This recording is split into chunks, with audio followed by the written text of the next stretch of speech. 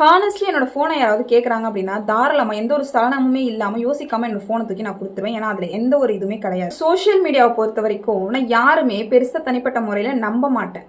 இது வரைக்கும் பர்சனலாக போய் யாருக்கும் வந்து டிஎம் பண்ணது கிடையாது.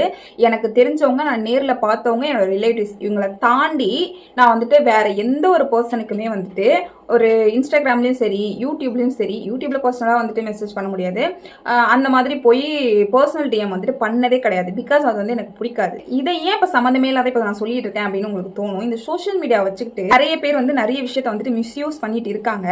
உங்களை சோஷியல் மீடியாவில் ஒருத்தவங்க பார்த்துட்டு ஏதோ ஒரு கமெண்ட் பாஸ் பண்ணுறாங்க அப்படின்னா அது good or bad whatever it is, அதை வச்சு அவங்க வந்து இவங்க இப்படிதான் அப்படின்னு சொல்லி நம்ம வந்துட்டு முடிவு பண்ணிட முடியாது, முடிவு பண்ணவும் கூடாது.